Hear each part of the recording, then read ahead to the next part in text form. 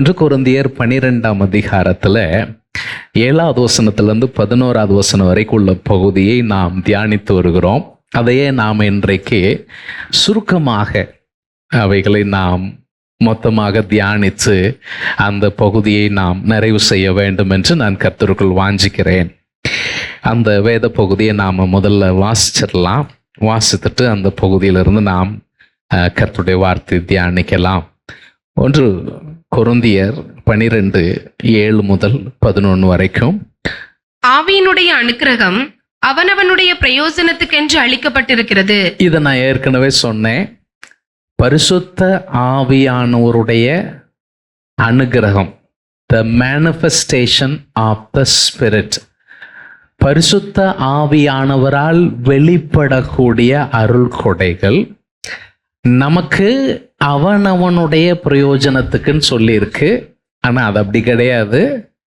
பொதுவான பிரயோஜனத்திற்கென்று கொடுக்கப்பட்டிருக்கிறது. சபையினுடைய பொதுவான பிரயோஜனத்திற்கென்று கொடுக்கப்பட்டிருக்கிறது அப்படிங்கிறது தான் அங்கே சரியா இருக்கும். நம் ஆண்டவர் அநேக அருள் கொடைகளை நமக்கு கொடுத்திருக்கிறார், கிஃப்ட் கொடுத்திருக்கிறார்.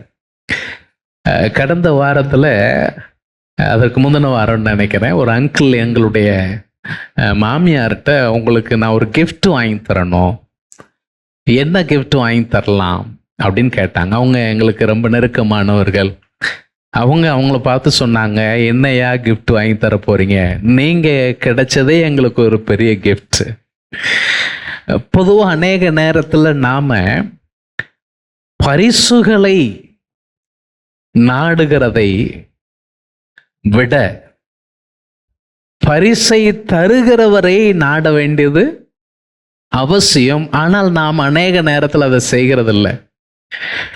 நாம் ஆசீர்வாதங்களை முன்னிறுத்துகிறோம், ஆசீர்வாதங்களை தருகிறவரை முன்னிறுத்துகிறது இல்லை. இதை நீங்க நல்லா புரிஞ்சுக்கிடணும். அவர் நம்ம கூட இருக்கிறத விட பெரிய ஆசீர்வாதம் ஒண்ணுமே கிடையாது. நான் சொல்றேன், உங்க ஒவ்வொருவருக்கும் ஆண்டவர் கொடைகளை தந்திருக்கிறார், கிஃப்ட் தந்திருக்கிறார். அதனாலதான் கொரிந்து நிருபத்துல 2 கொரிந்தியர்ல பவுல் எழுதும்போது சொல்லுவார், தேவன் அருளிய சொல்லி முடியாத அவருடைய ஈவுகளுக்காக அவருடைய ஈவுகளை நம்மளால என்ன செய்ய முடியாது, விவரிக்கவே முடியாது. அந்த அளவிற்கு நிறைய கிருபைகளை, வரங்களை அவர் நமக்கு என்ன செஞ்சிருக்கிறார், தந்திருக்கிறார். ஆனா இங்கேயோ 9 வரங்களை மாத்திரதான் சொல்லியிருக்கிறாங்க. ஏற்கனவே நான் கடந்த முறை பேசும் பொழுது வரங்களுடைய முழுமையான லிஸ்ட் இது கிடையாது, இது ஒரு சாம்பிளிங் மாதிரி தான் என்பதை நான் ஏற்கனவே சொன்னேன். சரி, அப்போ இந்த 7வது வசனம் ஆவியின் அனுக்கிரகம், ஆண்டவர் நமக்கு கொடுக்கிற வரங்கள் என்பது என்னுடைய தனிப்பட்ட பிரயோஜனத்திற்காக மட்டும் என்கிற மனநிலைமை நமக்கு என்ன செய்யக்கூடாது, இருக்கக்கூடாது. அதனுடைய நோக்கம் பொதுவாய் எல்லோருக்கும் பயன்படத்தக்க விதத்தில் இருக்க வேண்டும் அப்படிங்கிறது தான் 7வது வசனம் சொல்லுது. 8வது வசனத்தை பாருங்க. எப்படி எனில், இது எப்படி அப்படின்னு சொல்லி அவர் விளக்குகிறார். இதுலதான் அந்த லிஸ்ட் கொண்டு வருகிறார். எப்படி எனில், ஒருவனுக்கு ஆவியினாலே ஞானத்தை போதிக்கும் வசனம், ஆவியினாலே, பரிசுத்த ஆவியானவரினாலே. இந்த வார்த்தை திரும்ப திரும்ப வரும். இந்த கிஃப்டிங் ஒவ்வொன்றிலையும் ஆவியினாலே என்கிற வார்த்தை வருதை நீங்க கவனிக்கணும். ஏன் இது முக்கியமானது, ஏன் அப்படின்னு சொன்னா, இது எதுவுமே என்னுடைய அல்லது இதை உபயோகப்படுத்தக்கூடிய நபர்களுடைய தனிப்பட்ட திறமையினால் வருகிறது அல்ல. அதை நீங்க புரிஞ்சுக்கிடணும். இப்ப இந்த வரங்கள் எல்லாமே கடவுள் கொடுக்கிறதுனால் கடவுளே இதை செயல்படுத்துகிறார். அப்போ இங்க வசனம் சொல்லுகிறது, ஆவியினாலே ஒருவனுக்கு ஞானத்தை போதிக்கிற வசனமும், வேறொருவனுக்கு அந்த ஆவியினாலே, அதே ஆவியானவர். இதெல்லாம் என்ன சொல்ல வராங்கன்னு சொன்னா, ஆவியானவர் ஒருவரே, ஆனால் அவருடைய செயல் வெளிப்பாடுகள் வெவ்வேறு வகையில் இருக்கிறது. வித்தியாசமான விதங்களில் அவர் செயல்படுகிறார். ஆனால் ஆவியானவர் எவ்வளவுதான், ஒருவர் தான் அப்படிங்கறது நம்ம அப்போ இந்த நிருபம் முழுவதிலும் அவர் சொல்ல விரும்புற முக்கியமான விஷயம் என்னன்னா, ஒரு ஒற்றுமை. அது நமக்கு ரொம்ப ரொம்ப அவசியம். ஒரு ஐக்கியத்தில் ஒற்றுமையாயிருப்பது, நீங்கள் எல்லோரும் ஒரே மனதில் ஏக சிந்தையில் ஒற்றுமையோடு கூட இருக்க வேண்டியது ரொம்ப அவசியம். அதற்காகத்தான் வரங்கள், அதற்காகத்தான் எல்லாமே அவர் என்ன செய்றார், கொடுக்கிறார். இப்ப இந்த ரெண்டு விஷயங்கள் நம்ம ஏற்கனவே பேசி இருக்கிறோம். ஞானத்தை போதிக்கிற வசனம், அறிவை உணர்த்தும் வசனம். இந்த ரெண்டும் நான் ஏற்கனவே கடந்த முறை சொல்லும்போது சொன்னேன், இந்த வரங்கள் எல்லாமே ஒன்னோடு ஒன்று தொடர்பு உடையதாய் இருக்கிறது அப்படிங்கிறத நான் சொன்னேன். அப்ப இந்த ஞானத்தை போதிக்கிற வசனம், அது ஞானம் நிறைந்த ஒரு சொல். அது இறைவனே ஒரு குறிப்பிட்ட நேரத்திற்காக, குறிப்பிட்ட ஒரு காலத்திற்காக அந்த வார்த்தை என்ன செய்கிறார், சொல்லுகிறார். அதற்கான உதாரணங்கள் எல்லாம் நம்ம சொன்னோம். அறிவை உணர்த்துகிற வசனம், இது வெளிப்பாடோடு சம்பந்தப்பட்ட ஒரு விஷயமாக நாம் ஏற்கனவே அதை சொன்னோம். இதற்கு அடுத்து வரக்கூடிய 3 முக்கியமான வரங்கள் வாசிங்க. வேறொருவனுக்கு அந்த ஆவியினாலே, அந்த ஆவியினாலே என்ன இருக்கான், விசுவாசம். அப்புறம் வேறொருவனுக்கு அந்த ஆவியினாலேயே, அதே ஆவியானவரினாலேயே குணமாக்குகிற வரங்களும், வேறொருவனுக்கு அற்புதங்களை செய்கிற சக்தி. இந்த 3 விஷயங்கள், விசுவாசம், குணமாக்குகிற வரங்கள், அற்புதங்களை செய்கிற சக்தி, இந்த 3மே ஒன்றோடு ஒன்று தொடர்பு உடைய வரங்களாகத்தான் இருக்கிறது. இதுல ரொம்ப முக்கியமா வரத்தை பாருங்களேன், விசுவாசம். விசுவாசம் என்பது அது எல்லோருக்கும் தேவை. வசனம் சொல்லுது, விசுவாசம் இல்லாம நம்ம என்ன செய்ய முடியாது, ரட்சிக்கப்பட முடியாது. கிருபையினாலே விசுவாசத்தை கொண்டு ரட்சிக்கப்பட்டீர்களே, இது உங்களால் உண்டானதல்ல, இது தேவனால் கொடுக்கப்படுகிற ஈவு. கிருபை அவரிடத்துல உள்ளது, விசுவாசம் என்னிடத்திலிருந்து வெளிப்பட வேண்டியது. அப்போ இந்த உலகத்தில் இருக்கிற அத்தனை விசுவாசிக்கு என்ன வேணும் சொல்லுங்க, என்ன வேணும்?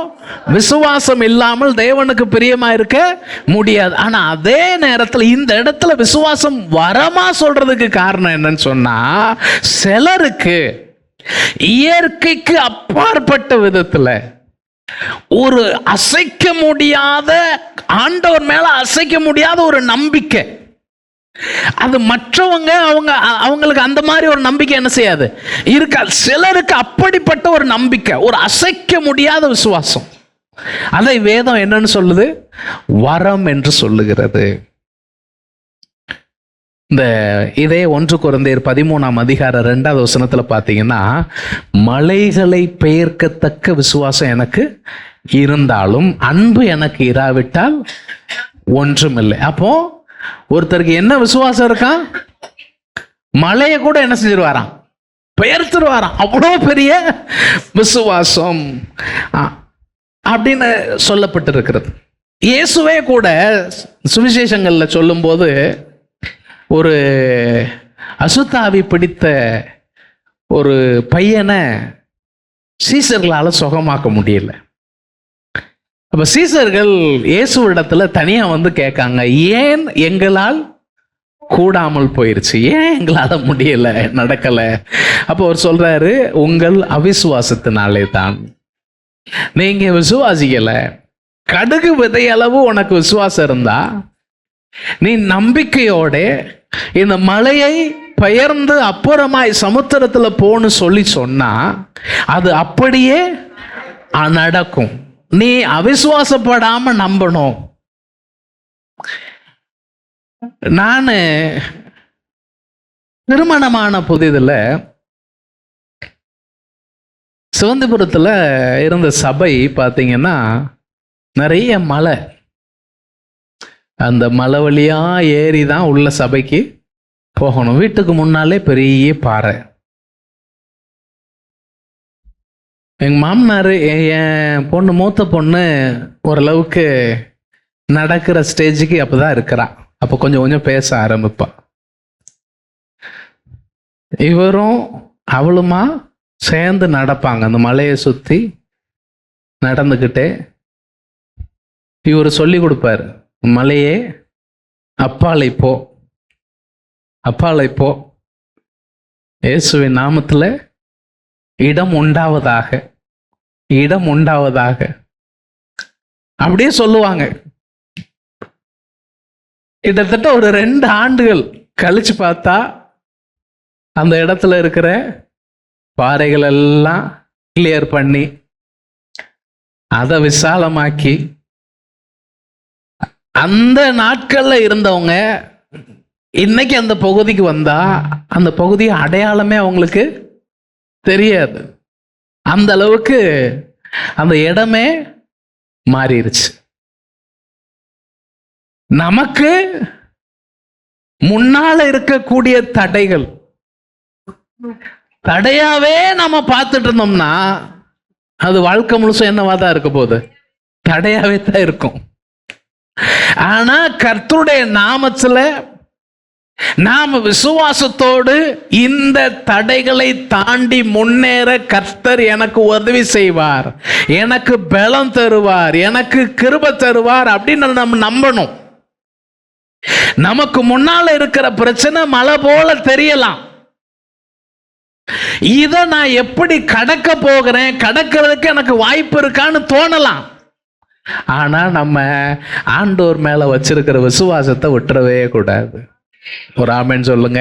அது எவ்வளோ பெரிய மலையா இருந்தாலும் அதை கொடைஞ்சி தள்ளி கொண்டு போய் வைக்கிறதுக்கு, அதை பெயர்த்து கொண்டு போய் வைக்கிறதுக்கு நம்ம ஆண்டவர் போதுமானவராக இருக்கிறார். சிலருக்கு அப்படிப்பட்ட ஒரு அசைக்க முடியாத ஒரு நம்பிக்கை, அந்த நம்பிக்கையே வேதம் வரம்னு சொல்லுது. பல உதாரணங்களை நம்ம சொல்ல முடியும். எலியா தீர்க்கதரிசி ஆகாபுக்கு முன்னால வந்துட்டு சொல்றார், நான் வந்து சொல்ற வரைக்கும் இந்த தேசத்திலே மழையோ பனியோ பெய்யாது அப்படின்ட்டு போயிட்டான். நான் சொன்னதுக்கு அப்புறம் தான் என்ன செய்யும், நடக்கும். வேதம் சொல்லுகிறது, எலியா நம்மை போல பாடுள்ள மனுஷனா இருந்தாலும் அவன் கருத்தாய் ஜெபித்தான். எப்படி ஜெபிச்சான்? ஆண்டவர் தான் சொல்லி அனுப்பினார். நீ போய் சொல்லுன்னு சொன்னாரு. ஆண்டோடைய வார்த்தை அவன் சொன்னான். அந்த வார்த்தையை கருத்தாய் பிடித்து கொண்டு ஜெபிச்சான். அவன் வாழ்க்கையில வெற்றியை பார்த்தான். நான் சொல்றேன், விசுவாசம் விசுவாசம் என்கிற வரமாய் மாறுகிறது எப்பன்னா, மற்றவர்களை விட உங்களுக்கு அந்த குறிப்பிட்ட நபர், அந்த வரத்தை உடைய நபர் கர்த்தருடைய வார்த்தையை அப்படியே நம்புவாங்க. அதுல ஒரு வார்த்தை பெசகாம அது அப்படியே எனக்கு நடக்குங்கிறத என்ன செய்வாங்க, ஒரு அசாத்தியமான, ஒரு அசாதாரணமான ஒரு நம்பிக்கை. அதைத்தான் விசுவாசம் என்கிற வரமாய் வேதம் சொல்லுகிறது. யோசுவாவை குறித்து நீங்க வாசிக்கிறீங்க. யோசுவா யுத்தம் பண்ணிட்டு இருக்கும்போது ஒரு பெரிய வெற்றி ஆண்டவர் கொடுக்கிறார். ஆனா என்னன்னா, சூரியன் மறைய ஆரம்பிக்கு. இப்போ வெளிச்சம் இல்லைன்னு சொன்னா இவங்களால என்ன செய்ய முடியாது, தொடர்ந்து யுத்தம் பண்ண முடியாது. அதனால அவன் ஆண்டவர்கிட்ட பேசினானா. பேசிட்டு, சூரியனே நீ இந்த இடத்துல என்ன செய், நெல்லு. சந்திரனே நீ இந்த இடத்துலயே நெல் என்று சொன்னானாம். வேதம் சொல்லுகிறது, கர்த்தர் அந்த நாளிலே இப்படி ஒரு மனுஷனுடைய சத்தத்தை கேட்டது போல் அதற்கு முன்னும் அதற்கு பின்னும் அப்படி ஒரு நாள் உண்டாயிருந்ததில்லை. பிரியமான கர்த்தருடைய பிள்ளைகளே, நீங்க கர்த்தர் மேல நம்பிக்கை வைக்க முடியுமானால், நான் சொல்றேன், உங்க விசுவாசத்திற்கும் மேலாக நம்ம ஆண்டவர் கிரியை செய்ய வல்லவரா இருக்கிறார். அல்லேலூயா. சரி, இது விசுவாசம். அப்புறம் சொல்லியிருக்கிறாங்க, குணமாக்கும் வரங்கள். மற்ற எல்லாமே வரம் வரும்னு சொல்லிட்டு இதை என்னன்னு சொல்லியிருக்கிறாங்க, ப்ளூரல்ல வரங்கள் அப்படின்னு சொல்லியிருக்கிறாங்க. அப்போ பல்வேறு விதங்களில் இந்த வரம் செயல்படலாம். ஒவ்வொரு நபருக்கும் ஒரு குறிப்பிட்ட விஷயத்தில் அந்த வரம் கிரியை செய்கிறதா இருக்கலாம். அதனால அப்படி ஒரு குறிப்பிட்ட விதத்தில் அந்த வரம் அவருக்கு எப்பவும் கிரியை செய்துங்கிறதுனால அதுக்காக அவர் அந்த வரத்திற்காக ஒரு ஊழியத்தை தொடங்கணுங்கிற அவசியம் இல்லை. ரெண்டாவது, எந்த வரத்தை உடையவருக்கும் இன்ஸ்டன்டா அது வேலை செய்யணும் நம்ம என்ன செய்யக்கூடாது, சொல்லக்கூடாது. ஏன்னா வரத்தை கொடுக்கிறது ஆவியானவர் தான். அப்போ அந்த வரத்தை எப்பொழுது செயல்படுத்த வேண்டும் என்று முடிவு பண்றதும் யார் தான், ஆவியானவர். இது ஏதோ சர்க்கஸ்ல கொண்டு போய் உடனே இன்ஸ்டன்டா செய்யணுங்கிற மாதிரி செய்யலாம் என்ன செய்யாது, முடியாது. எந்த நபர்களை ஆண்டவர் பயன்படுத்துகிறாரோ குணமாக்குகிறதற்கோ அல்லது விசுவாசத்திற்கோ வேற எந்த வரத்திற்கா இருந்தாலும் அது இன்ஸ்டன்டா நடக்கிறது கிடையாது. ஆவியானவர் அதை திட்டம் பண்ணணும். திட்டம் பண்ணாம என்ன செய்யாது, நடக்க. அதனாலதான் நம்முடைய பங்கில் தாழ்மை நமக்கு ரொம்ப அவசியம், பொறுமை நமக்கு அவசியம். சில நேரத்தில் எனக்கு இருக்கு, நான் செயல்படுத்துறேன் அப்படின்ட்டு முந்திரி கொட்டையை என்ன செய்யக்கூடாது, முந்தக்கூடாது. நம்ம காத்திருக்கணும். கர்த்தர் கிரியை செய்கிற வேலைக்காக நம்ம பொறுமையா என்ன செய்யணும், இருக்கணும். ஆவியானவர் அதற்கான உணர்வை தந்து அந்த உந்துதலை தரும்போது தான் அதில் செயல்படுத்த வேண்டியது அவசியம். சரி, இப்போ இந்த குணமாக்குகிற வரங்கள் பைபிளில் பல இடங்கள்ல அதை குறித்து சொல்லி இருக்கிறது. அதாவது அந்த 12 வருடம் பெரும்பாடுள்ள ஸ்திரீ, அவ இயேசுவை குறித்து கேள்விப்பட்டுட்டு என்ன செய்யறா, பின்னால போய் அவருடைய வஸ்திரத்தின் ஓரத்தை தொடுகிறாள். இயேசு தன்னிலிருந்து வல்லமை புறப்பட்டதை உணர்ந்தார். அப்போ இந்த வரத்தை உடையவர்கள் அந்த வல்லமை வெளிப்படுகிறத என்ன செய்ய முடிகிறது, உணர முடிகிறது. அது எல்லா வேளையிலும் அப்படி இருக்கும்னு என்ன செய்ய முடியாது, சொல்ல முடியாது. பைபிள்ல வேற இடங்கள்ல சொல்லியிருக்கு, அப்படி குணமாக்கத்தக்க வல்லமை விளங்கினது. சுவிசேஷத்துல இயேசு கிறிஸ்துடைய ஊழியத்திலேயே ஒரு குறிப்பிட்ட நேரத்தில் அப்படிப்பட்ட வல்லமை பகிரங்கமாய் விளங்கினதாக வசனம் என்ன செய்கிறது, சொல்லுகிறது. நிருபங்கள்ல வாசிக்கிறோம், நடபடிகள் புஸ்தகத்துல வாசிக்கிறோம், பேதுருடைய நிழல் பட்ட ஆகிலும் சுகமாகணும்னு சொல்லி ஜனங்களை என்ன செஞ்சாங்களாம், அவருடைய நிழலுக்கிட்ட கொண்டு போய் ஜனங்களை வச்சாங்களாம். ஆனா எல்லா நாளும் ஒரு நிழல் கிட்ட போய் வைக்கல. அதை நீங்க புரிஞ்சுக்கணும். இது ஒரு முறை நடந்த சம்பவம், எல்லா நேரமும் அதை செய்யல இல்லையா. அப்போ சில இந்த மாதிரியான வரங்கள் ஆண்டவர் வச்சிருக்கிறார். ஆனா இவைகளை தேவன் தம்முடைய சபையினுடைய வளர்ச்சிக்காக அவர் எப்பொழுது செயல்படுத்த விரும்புகிறாரோ அப்பொழுது அவர் என்ன செய்யறார், செயல்படுத்துகிறார். சிலர் சொல்ற மாதிரி இந்த வரங்கள்லாம் செயல்படுறது முழுமையா நின்று போயிருச்சு நம்ம நம்பல. இன்றைக்கும் கர்த்தர் மாறாதவரைத்தான் இருக்கிறார். இன்றைக்கும் அவரால் அற்புதங்களையும் அடையாளங்களையும் செய்ய முடியும் அப்படிங்கிறத நம்ம என்ன செய்யறோம், நம்புகிறோம். அற்புதங்களை செய்கிற சக்தி இதுவும் அதோடு சேர்ந்த குணமாக்குகிற வரங்கள் விசுவாசத்தோடு சேர்ந்த விஷயமாகத்தான் இருக்கிறது. நீங்க இதுக்கு நல்ல உதாரணமா நான் சொல்லுவோன்னு சொன்னா இயேசு கிறிஸ்துவே சொல்லலாம். அப்போஸ்தலர் நடபடிகள் 10ஆம் அதிகாரம் 38வது வசனம் இவ்விதமா சொல்லுகிறது, நசரேனாகிய இயேசுவை தேவன் என்ன செஞ்சாரா, பரிசுத்த ஆவியினாலும் வல்லமையினாலும் என்ன செஞ்சாரா, அபிஷேகம் பண்ணினார். விளைவு என்ன, தேவன் அவருடனே கூட இருந்தபடியினால் அவர் நன்மை செய்கிறவராயும் பிசாசின் வல்லமையில் அகப்பட்ட யாவரையும் குணமாக்குகிறவராயும் சுற்றித்திரிந்தார். அவர் நன்மை செய்கிறவராயும் பிசாசின் வல்லமையில் பிடிபட்ட எல்லாரையும் சுகமாக்கக்கூடிய விதத்திலும் அவர் கிரியை செய்தார். இதே 1 கொரிந்தியர்ல 1ஆம் அதிகாரம் 2ஆம் அதிகாரத்துல 3வது வசனத்திலிருந்து 5வது வசனம் வரைக்கும் உள்ள பகுதியை பார்த்தீங்கன்னா, பவுல் கொரிந்து பட்டணத்திற்கு ஊழியம் செய்ய வரும்போ அவருக்கு இருந்த பலவீனத்தின் மத்தியிலும் அவருடைய பலவீனத்தை பொருட்படுத்தாமல் அவர் மூலமாய் ஆவியானவர் எவ்வாறு கிரியை செய்தார் அப்படிங்கறது இங்க சொல்லி இருக்குது பாருங்க. அல்லாமலும் நான் எப்படி வந்தேன், பலவீனத்தோட பயத்தோட ரொம்ப நடுக்கத்தோட உங்களிடத்துல நான் இருந்தேன். உங்கள் விசுவாசம் உங்க விசுவாசம் மனுஷருடைய ஞானத்தில் அல்ல, மனுஷ ஞானத்துல கிடையாது, தேவனுடைய பலத்தில் தேவனுடைய பலத்தில் நிற்கணும். அதாவது இவர் ரெண்டு விஷயத்த ஆப்போசிட்டா சொல்றாரு. ஒன்று என்னுடைய பலவீனம், மை வீக்னஸ்.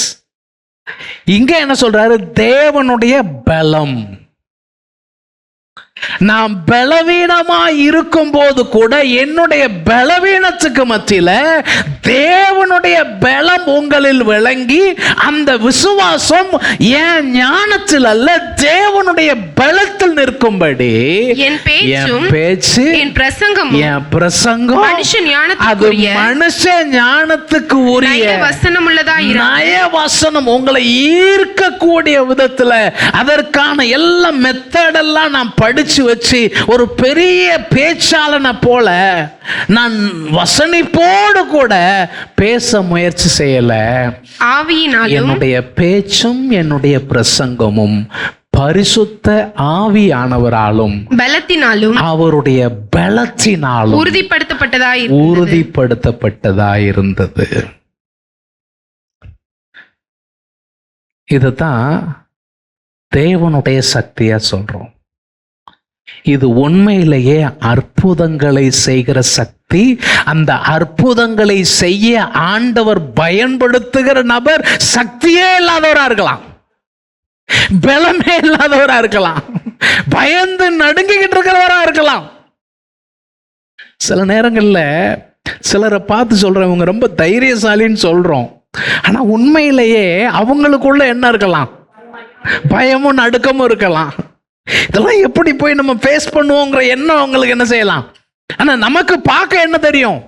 இவங்களை பார்த்தாலே ரொம்ப பலசாலி, ரொம்ப தைரியசாலி மாதிரி இருக்காங்க நம்ம நினைப்போம். ஆனா அவர்களுக்குள்ளும் அந்த பயம் நடுக்கம் எல்லாம் என்ன செய்யலாம், இருக்கிறதற்கு வாய்ப்பு இருக்கிறது. சரி, இது அற்புதங்களை செய்கிற சக்தி. இதே சக்தியினுடைய செயல்பாடு பவுலுடைய ஊழியங்கள்ல ரொம்ப நடந்ததெல்லாம் நம்ம வாசிக்கிறோம். என்ன வாசிக்கிறோம்?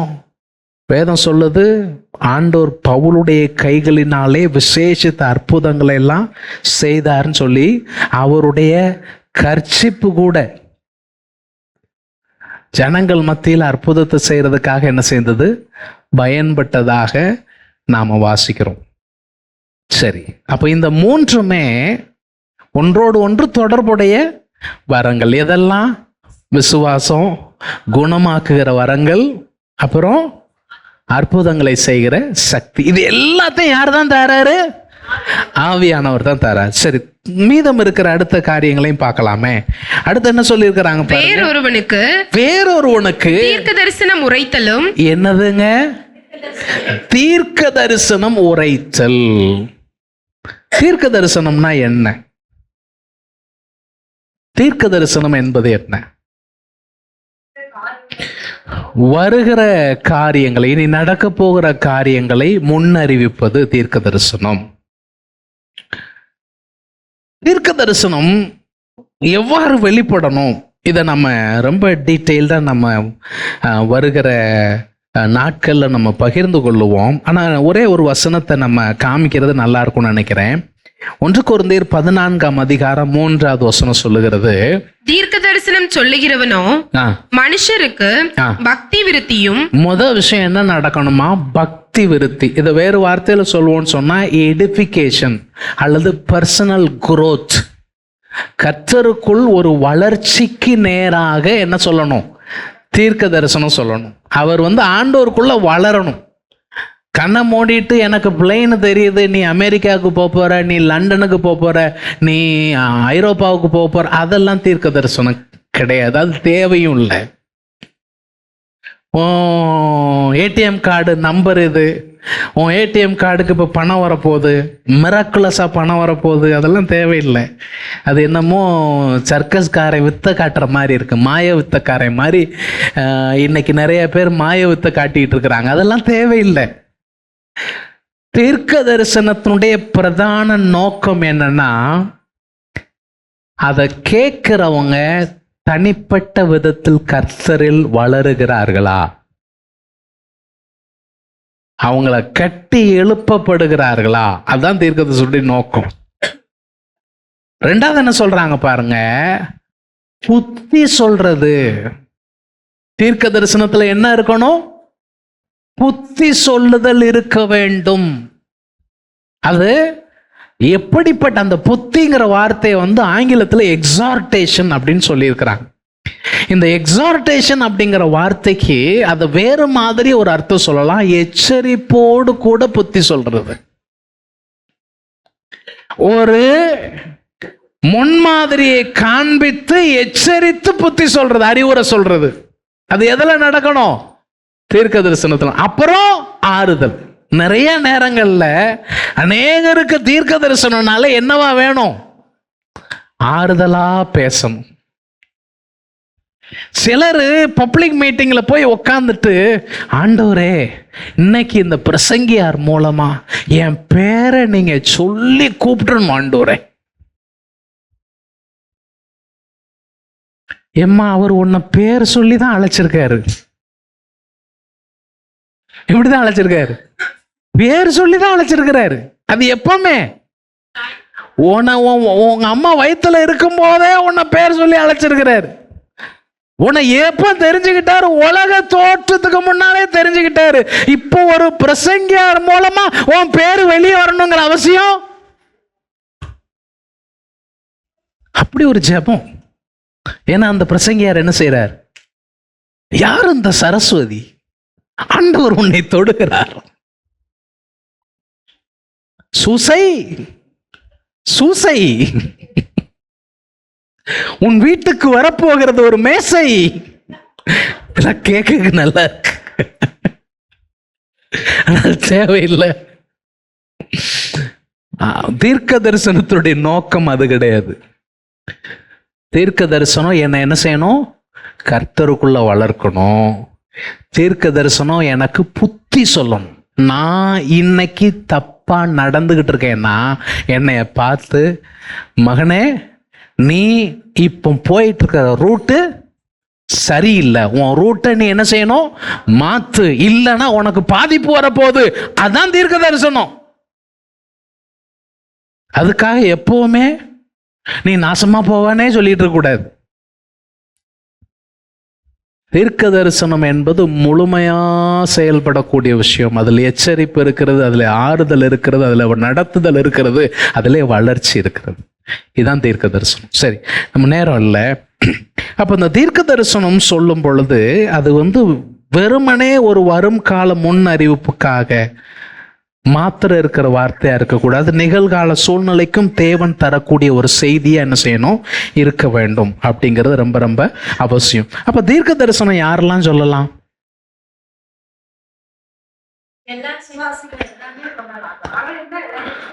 அதாவது அப்போஸ்தலர் நடபடிகள் 2ஆம் அதிகாரம் 17வது 18வது வசனத்துல பேதுரு பிரசங்கம் போது சொல்றாரு. இது யோவேல் தீர்க்க தரிசனத்துல உள்ள ஒரு வசனத்தை எடுத்து சொல்றார். கடைசி நாட்களில் நான் மாம்சமான யாவர் மேலும். அப்படின்னா என்ன அர்த்தம்? மாம்சமான யாவர் மேலும்னா என்ன அர்த்தம்? மனிதர்கள், உயிரோடு இருக்கிற சரீரத்தில் இருக்கக்கூடிய மனிதர்கள் அனைவர் மேலும் என் ஆவியை ஊற்றுவேன். ஆண்டவர் தம்முடைய ஆவியை ஊற்றுவாராம். அப்பொழுது, அப்படி ஊற்றும் பொழுது உங்கள் குமாரரும். யாரு? உங்க மகன்மார்கள், உங்கள் குமாரத்திகள், உங்க மகள்கள் தீர்க்க தரிசனம் சொல்லுவார்கள். என்ன செய்வாங்க? தீர்க்க தரிசனம் சொல்லுவார்கள். குமாரர் குமாரத்திகள் தீர்க்க தரிசனம் சொல்லுவார்கள். என்ன அர்த்தம்னா, அதுல சரீரத்தில் இருக்கிற எல்லோரும் அப்படிங்கறத முதல் சொல்றாங்க. ரெண்டாவது சொல்றாங்க, அதுல ஆண் பெண் வித்தியாசம் இல்லை. ஒரு போதகர் தான் நின்ன தீர்க்க தரிசனம் சொல்லணுங்கிற அவசியம் இல்லை. தீர்க்க தரிசன வரத்தை ஆண்டவர் எல்லோருக்கும் வைத்திருக்கிறார். அப்புறம் சொல்றாரு, உங்கள் வாலிபர்கள் தரிசனங்களை அடைவார்கள், உங்கள் மூப்பர் சொப்பனங்களை காண்பார்கள் அப்படின்னு வசனம் சொல்லுகிறது. சரி, இப்போ இந்த தீர்க்க தரிசனம் பல்வேறு விதங்கள்ல செயல்பட்டிருக்கிறது. அந்த டீட்டெயிலுக்குள்ள போனோம், நம்ம ரொம்ப நேரம் பேசணும். ஆனா அந்த தீர்க்க தரிசனத்தின் மூலமாக சிலருக்கு வரங்களும் கொடுக்கப்பட்டிருக்கின்றன அப்படின்னு வசனம் இருக்கு. நீங்க 1 தீமோத்தேயு 4:14 வசனத்தை பார்த்தீங்கன்னா, அப்போஸ்தலனாகிய பவுல் தீமோத்தேயுவிற்கு ஒரு புத்திமதியை சொல்றார். என்ன சொல்றாரு பாருங்க, மூப்பராகிய சங்கத்தார் உன்மேல் உன் மேல கைகளை வைத்த போது தீர்க்க தரிசனத்தினால், அதாவது இப்போ தீமோத்தேயுவை ஊழியத்திற்காக இவங்க என்ன செய்யறாங்க, பிரித்து எடுத்து அபிஷேகம் பண்றாங்க. அப்படி பிரித்து எடுத்து அபிஷேகம் பண்ணும் பொழுது அங்கே வசனம் சொல்லுகிறது, அந்த சங்கத்தார் உன் மேல என்ன செஞ்சாங்க, கைகளை வைத்து அதிகாரப்படுத்தின பொழுது தீர்க்க தரிசனம் மூலமாய், மகனே உனக்கு ஆண்டவர் இது போன்ற வரங்களை கையளித்திருக்கிறார், இந்த வரங்கள் உன்னுடைய ஊழியத்தில் செயல்படும் என்பதை அவர்கள் மூலம் தீர்க்க தரிசனமாய் வெளிப்படுத்தி கொடுக்கப்பட்ட அந்த வரத்தை குறித்து என்ன செய்யக்கூடாது, அசதியாயிரக்கூடாது அப்படிங்கிறத அங்க சொல்லுகிறத பார்க்க முடிகிறது. சரி, இப்ப தீர்க்க தரிசனம் அன்றைக்கு நம்ம 1 கொரிந்தியர் 14 தீர்க்க தரிசனத்தை பத்தி நிறைய பேசுவோம், அதனால அந்த டீட்டெயிலுக்குள்ள நான் போகல. அந்த தீர்க்க தரிசனம் சொல்லும் பொழுது சர்ச்சில் இருக்கிற எல்லாரும் தீர்க்க தரிசனம் சொல்லிட்டு இருந்தா யாரு சொல்றதும் என்ன செய்யாது, புரியாது.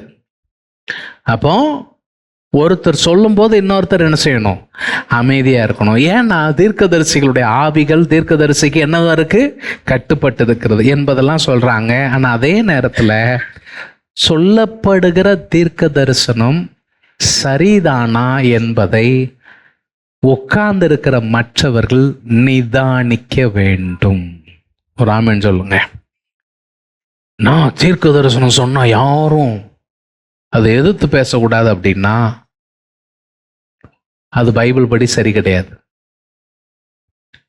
ஒருத்தர் சொல்லக்கூடிய தீர்க்க தரிசனம் வேதத்தின்படி சரியா என்பதை நிதானிக்க வேண்டியது அவசியம். சிலர் தீர்க்க தரிசனங்கிற பேர்ல தப்பு தப்பாவும் சொல்லிட்டு போயிடுவாங்க.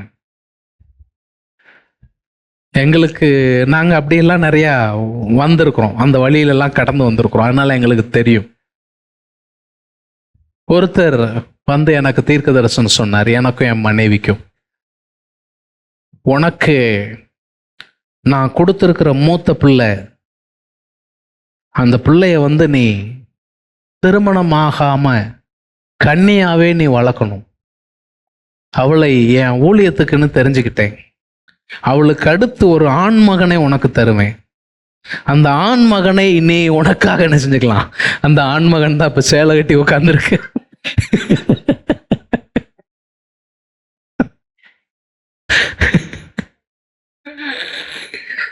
சில நேரத்துல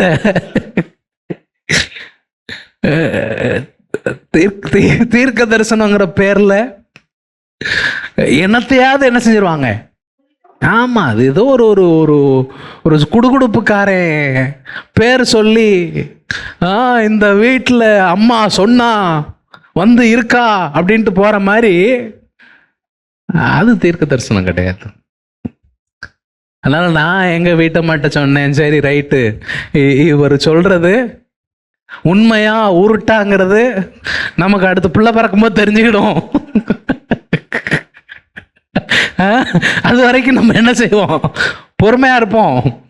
எதுக்கு அப்படின்ட்டு இன்னொரு ஆள் எனக்கு சொன்னார், மகனே நல்ல ஜெபம் பண்ணு. கேரளாக்கார், அவருக்கு டிரான்ஸ்லேஷன் பண்ண போயிருக்கேன். போய் உக்காந்த உடனே பிரார்த்திக்கு அப்படின்னாரு. சரி ஜெபம் பண்றேன் அப்படின்ட்டு எனக்கு சொன்னாரு, உனக்கு தெய்வம் ஒரு மெகா சர்ச் கொடுக்காம போகணும், ஒரு வெள்ளியதொரு சிட்டியில எனக்கு மெகா சர்ச் கிட்டும். சரி, இது முதல் நாள் தீர்க்க தரிசனம். 3வது நாள், எனக்கு சர்ச் மினிஸ்ட்ரியே இல்லை. கேட்டு முதல் நாள்ல மெகா சர்ச், 3வது நாள்ல உனக்கு சபை ஊழியமே கிடையாது. அப்ப முதல் நாள் சொன்னது சரியா, 3வது நாள் சொன்னது சரியா? புரியலையோ யாருக்கும்? தூங்கிட்டீங்களோ? எதுவுமே சரியில்லைன்னு நினைக்கிறேன் நான். அதனால தீர்க்க தரிசனத்தை கர்த்தர் இன்றைக்கும் பயன்படுத்துகிறார் அப்படிங்கிறதுல எனக்கு மாற்று கருத்தே கிடையாது. இன்றைக்கும் சில நேரங்கள்ல டு த பாயிண்ட் கிளியரா கர்த்தர் பேசுகிறதை நாம் உணர்கிறோம். ஆனா அதுக்காக அப்படி எடுத்த உடனே ஒரு செகண்ட் நேச்சரா வர மாதிரி எப்பவுமே அவங்களுக்குள்ள அது கிரியை செய்யும் அப்படின்னு சொன்னா அதை ஏற்றுக்கொள்ள நான் தயாராகவில்லை. ஏன்னா ஆவியானவர் அவ்வாறு செயல்படுகிறது இல்லை. சிலர் இந்த சூப்பர் நேச்சுரல் ரெலத்திலேயே நாங்க இருக்கிறோம் அப்படின்னு சொல்றாங்கல்ல, அதெல்லாம் நம்பாதீங்க. ஆண்டவர் ஒரு குறிப்பிட்ட நேரத்திற்காக சில விஷயங்களை பயன்படுத்துறார், அவ்வளவுதான். நீ அப்படியே அங்கேயே அப்படியே பறந்துகிட்டே இருப்பேன்னு நினைக்க கூடாது. அது எங்கேயாவது உன்னை கொண்டு போய் சாக்கடையில தள்ளிடும். ஜாக்கிரதையா இருக்கணும். ஓகே, அதனாலதான் அடுத்து என்ன சொல்லியிருக்கு பாருங்க, வரங்கள் இல்ல, அடுத்த வரம் வேறொருவனுக்கு ஆவிகளை பகுத்தறிதலும். இந்த ஆவிகளை பகுத்தறிதல் அப்படிங்கிறது என்ன அப்படின்னா, இது நிதானிப்போடு சேர்ந்து வரக்கூடிய விஷயம். ஆவிகளை பகுத்தறிதலுடைய நோக்கம் என்னன்னா, இந்த ஆள் மூலமா வரக்கூடியது ஆவியானவர் தாரதா இல்ல வேற ஆவியிலிருந்து வருதா அப்படிங்கறத என்ன செய்யணும், கவனிக்க வேண்டும். அதுதான் பகுத்தறிதல் அப்படின்னு வேதம் சொல்லுது. 1 யோவான் 4ஆம் அதிகாரத்துக்கு வாங்க சீக்கிரமா. 1 யோவான் 4ஆம் அதிகாரம் முதல் வசனத்தை பாருங்க. பிரியமானவர்களே, உலகத்தில் அநேகம் கள்ள தீர்க்கதரிசிகள் தோன்றியிருப்பதினால். எப்படிங்க? நிறைய நல்ல கள்ள தீர்க்கதரிசிகள் தோன்றி இருப்பதனால் நீங்கள் எல்லா ஆவிகளையும் நம்பாமல். பாத்தீங்களா, என்ன செய்யக்கூடாது? எல்லா ஆவிகளை என்ன செய்யாதீங்க, நம்பாம. அந்த ஆவிகள் தேவனால் உண்டானவைகளோ விஷயம். அந்த ஆவிகள் தேவனால் உண்டானவைகளோ என்று சோதித்தறியுங்கள். அதை எப்படி அறிய முடியும்?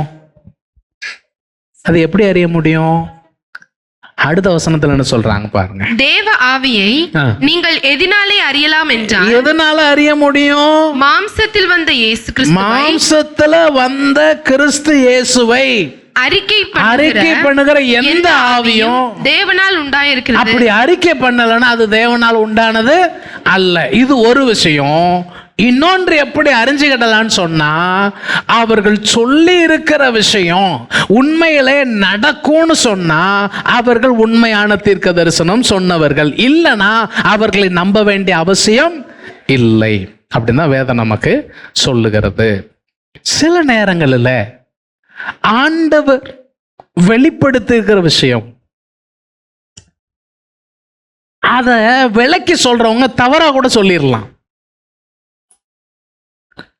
அப்படி ஏதோ அவங்க தவறா சொல்லிட்டாங்கிறனால அந்த ஒரே ஒரு தவறான விஷயத்துக்காக அவங்க மேல ஒரு முத்திரையை குத்தி இது கள்ள தீர்க்கதரிசின்னு முத்திரை குத்த வேண்டிய அவசியம் இல்லை. சில நேரங்கள்ல அது மாதிரி நடக்கிறதுக்கு வாய்ப்பு இருக்கிறது. அதற்கு நம்ம வேதத்திலிருந்தே சில உதாரணங்கள் எல்லாம் நம்ம என்ன செய்ய முடியும், சொல்ல முடியும். நமக்கு அந்த டீட்டெயிலுக்குள்ள நம்ம இப்போ போகிறதுக்கு நமக்கு நேரம் இல்லை. இன்னொரு காலகட்டத்தில் நம்ம அதை பேசும்போது நான் அதையும் உங்களுக்கு சொல்றேன். ஆனா இந்த இடத்துல நம்ம கவனிக்க வேண்டியது என்னன்னு சொன்னா, ஆவிகளை பகுத்தறிதல் என்பதும் ஒரு வரமாக வேதம் நமக்கு சொல்லுகிறது. 1 தெசலோனிக்கேயர் 5ஆம் அதிகாரம், சீக்கிரமா 1 தெசலோனிக்கேயர் 5ஆம் அதிகாரம் 19வது வசனத்துல இருந்து 22வது வசனம் வரைக்கும் உள்ள வசனங்களை பாருங்களேன். ஆவியை அவித்து போடாதிருங்கள். ஆவியை அவித்து போடாதிருங்கள். தீர்க்க தரிசனங்களை அற்பமா எண்ணாதிருங்கள். என்ன செய்யக்கூடாது? தீர்க்க தரிசனங்களை என்ன செய்யக்கூடாது? அற்பமா எண்ணக்கூடாது. எல்லாவற்றையும் சோதித்து பார்த்து நலமானதை பிடித்துக் கொள்ளுங்கள். இங்கதான் பகுத்தறிவு செயல்படுது. தீர்க்க தரிசனத்தை அற்பமா எண்ணாதீங்க. ஆனா அதே நேரத்துல அந்த தீர்க்க தரிசனம் சொல்லி இருக்கிற வார்த்தையை நீங்க என்ன செய்யணும்? சோதிக்கணும், பரிசோதனை செஞ்சு பார்க்கணும். இவங்க சொன்னது பைபிள் படி சரியா, இவங்க சொன்னது நம்ம வாழ்க்கையோடு ஒத்து போகிறதா, இல்ல இவங்க சொன்னதுக்கும் நம்முடைய வாழ்க்கைக்கும் சம்பந்தம் இல்லாத நிலையில் இருக்கிறதா, ஆண்டவருடைய அறிவுரைக்கும் சம்பந்தம் இல்லாத இருக்கிறதா. அப்படி இருக்குன்னா அதை என்ன செஞ்சிடலாம், உதறிவிடலாம். அப்படி சோதித்து பார்த்து நலமானதை பிடித்து கொள்ளுங்கள். என்ன செய்யுங்க, பிடித்து கொள்ளுங்கள். பொல்லாங்காய் தோன்றுகிற எல்லாவற்றையும் விட்டு விலகுங்கள். அவ்வளவுதான். எதுக்கு இந்த பகுத்தறிவு? ஏன் இந்த பகுத்தறிவுன்னு சொன்னா, அந்த பகுத்தறிவை வச்சு இவங்க எல்லாம் கள்ள தீர்க்கதரிசின்னு நான் உங்களுக்கு ஒரு அக்மார்க்கு முத்திர குத்துறதுக்காக பகுத்தறிவு கிடையாது. பகுத்தறிவு எதற்காக? நம்முடைய பொது நன்மைக்காக. அது எதற்காக செயல்படணும்னு சொன்னா, இவர்கள் சொல்லி இருக்கிற வார்த்தை உண்மை அல்ல, இதிலே உண்மை இருக்கு, இந்த நலமானதை நான் எடுத்துக்கிறேன், மற்றது நமக்கு தேவையில்லை, இது பொல்லாங்காய் தோன்றுகிறது, இதை நான் என்ன செஞ்சிடறேன், விட்டு விலகிற வேண்டியதுதான். அதற்கு தான் என்னது, பகுத்தறிகிற ஆவி. இந்த நீங்க நடபடிகள் புஸ்தகத்துல பார்த்தீங்கன்னா எடுக்க வேண்டாம், அப்போஸ்தலனாகிய பவுல் ஊழியத்துக்கு போகும்போது ஒரு குறி சொல்லுகிற ஆவியை உடைய ஒரு பெண்மணி பின்னாலேயே வந்து, இவர்கள் ஜீவனுள்ள தேவனுக்கு ஊழியம் செய்கிற ஊழியக்காரர்கள் அப்படின்னு சொன்னா நமக்கு எப்படி இருக்கும்? நம்ம ரோட்ல நடந்து போறோம், ஒரு குறி சொல்லுகிற சாமியார் வந்து, இவங்க வந்து கடவுளுக்கு உண்மையா ஊழியம் செய்யறவங்க அப்படின்னு சொன்னா எப்படி இருக்கும்? ரொம்ப சந்தோஷமா இருக்கும். ஆனா அவர் என்ன சொன்னார்? குறி சொல்லுகிற ஆவியே இவளை விட்டு போ அப்படின்ட்டாரு. ஒரு அதட்டு போட்டார். போட்டது என்னாச்சு? அந்த பிள்ளைகிட்ட இருந்த ஆவியும் போயிருச்சு. இது யாருக்கு தெரியுது? அவங்க எஜமானர்கள் தெரியுது. போட்டு துவைச்சு எடுத்துட்டாங்க. அடி பெருத்து எடுத்து குற்றீராக்கிட்டு போயிட்டாங்க. அந்த ஆவியை பவுல் இனம் கண்டார். அந்த பெண்ணுக்கு விடுதலை. ஆனா அவள் விடுதலையானது அவன் எஜமானர்களுக்கு நஷ்டம். அதனால எங்க முதலுக்கு இவன் மோசம் பண்ணிட்டான்னு அடிச்சாங்க. ஆனா அவளுக்கோ என்னது, விடுதலை. திரும்பவும் அவர்கள் எழும்பி கர்த்தருடைய நாமத்தை மகிமைப்படுத்தினாங்க. ஐரோப்பாவில் ஒரு மிகப்பெரிய ஊழியத்தை அவர்கள் அங்கே துவங்குகிறதற்கு கர்த்தர் வாய்ப்பை தந்தார். சரி, இது வந்து ஆவிகளை பகுத்தறிதல். அதாவது ஒரு குறிப்பிட்ட நபர் சொல்லக்கூடிய செய்தி கடவுள்கிட்ட இருந்து வருதா இல்லை வேற ஆவியிலிருந்து வருதா அப்படிங்கிறத பகுத்தறிதல். சரி, இதுக்கு அடுத்து உள்ள 2 விஷயங்களை நம்ம சுருக்கமா பார்த்து நம்ம முடிச்சிடலாம். வேறொருவனுக்கு பற்பல பாஷைகளை பேசுதல். அதாவது கொரிந்து சபையார் இதைத்தான் ரொம்ப பிரதானப்படுத்திட்டாங்க. மற்ற வரங்களுக்கு அவர்கள் கொடுக்கிற முக்கியத்துவத்தை விட அந்நிய பாஷைகளில் பேசுகிறது அதிக முக்கியத்துவமா அவங்க என்ன செஞ்சிட்டாங்க, கருதிட்டாங்க. அதனால இவர் பர்பஸாவே இந்த வரத்தை வரங்களுடைய லிஸ்டுக்கு கடைசி கொண்டு போயிட்டார். ஏன்னா எதையுமே ஏதோ இது எல்லாமே ஒரே ஆவியானவர் தரக்கூடியது. ஒன்றை மாத்திரம் நான் பிடிச்சிட்டு என்ன செய்யக்கூடாது, தொங்க கூடாது அப்படிங்கிறத நம்ம இங்கே என்ன செய்யணும், தெரிந்து கொள்ள வேண்டியது அவசியம். அதனால அவர் அங்கே அதை கடைசியில் கொண்டு போய் சொல்றாரு, இது பரிசுத்த ஆவியானுடைய நிறைவின் விளைவாக அவர்கள் அறியாத பாஷையில் அவர்கள் கர்த்தரை என்ன செஞ்சாங்க, துதித்தார்கள் என்று அப்போஸ்தலர் 2ஆம் அதிகாரத்தில், அப்போஸ்தலர் 10ஆம் அதிகாரத்துல எல்லாம் சொல்லி இருக்கிறதை நம்ம பார்க்க முடிகிறது. இதுல ஒரு காரியத்தை நான் உங்களுக்கு குறிப்பு சொல்லணும். 14ஆம் அதிகாரத்தில் நம்ம ரொம்ப பேசுவோம். ஆனால் இப்போ போற போக்கில் அந்நிய பாஷையை ஆவியானவர் கொடுத்ததுடைய நோக்கம் சுவிசேஷம் சொல்லுகிறதற்காக கிடையாது. ஒருத்தருக்கு அந்நிய பாஷையினுடைய வரத்தை ஆண்டவர் கொடுத்துருக்கிறாருன்னா அந்த வரத்தை வச்சு அவர் பாச தெரியாத ஆட்கள் மத்தியில் போய் சுவிசேஷம் சொல்லி அவங்க பாசையே இவர் கற்றுக்கிடாம சுவிசேஷம் சொல்லி அவங்க ரட்சிக்கப்படணுங்கிறதுக்காக அந்நிய பாஷை வரம் கொடுக்கப்பட்டது இல்லை. ஏன்னா அப்படி அந்நிய பாஷையை பேசி ஒருத்தர் பாச தெரியாத இடத்துல போய் சுவிசேஷம் சொல்லி ரட்சிக்கப்பட்டதாக பைபிள்ல ஆதாரங்கள் இல்லை. பைபிள் ஆதாரங்கள் இல்லை அப்படிங்கிறத நான் இங்க குறிப்பாக சொல்ல வேண்டியது ரொம்ப அவசியம். சரி, இந்த அந்நிய பாஷையை எவ்வாறு பயன்படுத்த வேண்டும் அப்படிங்கிறதெல்லாம் 1 கொரிந்தியர் 14ஆம் அதிகாரத்தில் நிறைய சொல்லியிருக்கிறாங்க. 14ஆம் அதிகாரம் 2வது வசனத்துல, ஏனெனில் அந்நிய பாஷையில் பேசுகிறவன் ஆவியினாலே பரிசுத்த ஆவியானவராலே ரகசியங்களை பேசுகிறான். அப்படி அவன் ரகசியங்களை பேசுறதுனால ஒருவனும் அறியாதிருக்கிறபடியினாலே அதே வேளையில அவன் பேசுகிறதை ஒருவனும் என்ன செய்யல, அறியவில்லை. அந்த பாஷை மற்றவர்களுக்கு புரிகிறது இல்லை. அறியாததுனாலே அவன் மனுஷரிடத்தில் பேசாமல் அவன் தேவனிடத்தில் என்ன செய்யறான், பேசுகிறான். இதை குறித்து நம்ம டீட்டெயில்ஸ் 14ஆம் அதிகாரத்தில் போகும்போது நம்ம என்ன செய்யலாம், அதை நம்ம டீப்பாக ஆராய்ச்சி செய்து பார்க்கலாம். அப்போஸ்தலனாகிய பவுல் இதில் சொல்றார், அந்நிய பாஷை பேசுகிறதற்கு தடை செய்யக்கூடாது. உங்கள் அனைவரை விட நான் அதிகமாய் பாஷைகளை என்ன செய்கிறேன், பேசுகிறேன் என்பதெல்லாம் அவர் சொல்லுகிறதை நம்ம என்ன செய்ய முடியும், பார்க்க முடிகிறது. ஆனால் அதே 14ஆம் அதிகாரம் பின்பகுதியில் சொல்றாரு, அந்நிய பாஷை பேசுகிறவன் அந்த பாஷையை வியாக்கியானம் பண்ண வேண்டும் என்பதற்காகவும் ஜெபிக்க கடவன்.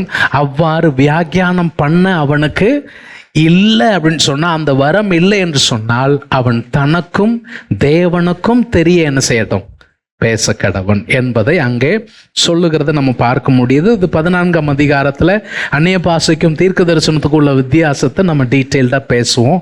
அப்போ நம்ம இதனும் டீப்பாக பேசலாம். இதற்கு அடுத்து கடைசியாக சொல்லியிருக்கிற வரம் என்னது, அதே ஆவியானவர்னாலே பாஷைகளை வியாக்கியானம் பண்ணுதலும் அளிக்கப்படுகிறது. இப்போ இந்த வியாக்கியானம் அப்படிங்கிறது என்ன அப்படின்னா, இதுவும் வார்த்தைக்கு வார்த்தை வியாக்கியானம் அப்படிங்கிற மாதிரி அர்த்தத்தில் நம்ம புரிஞ்சுக்க வேண்டியதில்லை. ஒருவேளை அந்த வியாக்கியானத்தினுடைய வரத்தை உடையவர்களுக்கு ஒரு ஐடியாவை ஆண்டவர் மனசுல போடலாம், அல்லது ஒரு ஒரு ஒரு ஒரு ஒரு ஒரு குறிப்பிட்ட வரைபடத்தை அவர்களுக்கு ஆண்டவர் காண்பித்து அதை அவர்கள் விளக்கமாக இதைத்தான் ஆண்டவர் பேசுகிறார், ஆவியானவர் பேசுகிறார் என்பதை அவர்கள் என்ன செய்யலாம், சொல்ல முடியும். இதுதான் 1 கொரிந்தியர் 14, 12, 13 அந்நிய பாஷை பேசுகிறவர்கள் வியாக்கியானம் பண்ணுகிற வரத்தை பெறும்படி என்ன செய்யட்டும், ஜெபிக்க கடவர்கள் அப்படிங்கிற சொல்லுகிறத நம்ம பார்க்க முடிகிறது. சரி, இப்போ இந்த 11வது வசனத்தை பாருங்க. 12ஆம் அதிகாரம் 11வது வசனம், இவைகளை எல்லாம் இங்கே சொல்லி இருக்கிற இந்த 9 வரங்கள், இது போக மற்ற பகுதிகளில் இருக்கக்கூடிய ஆவிக்குரிய வரங்கள், இவைகளை எல்லாம் அந்த ஒரே ஆவியானவர் நடப்பித்தது. ரொம்ப முக்கியம்.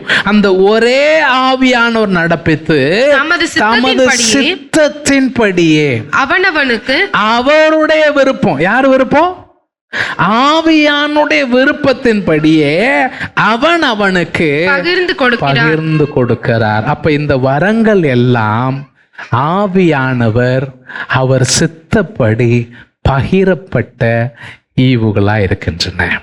அதனால நமக்கும் ஆண்டவர் ஈவுகளை தந்திருக்கிறார்.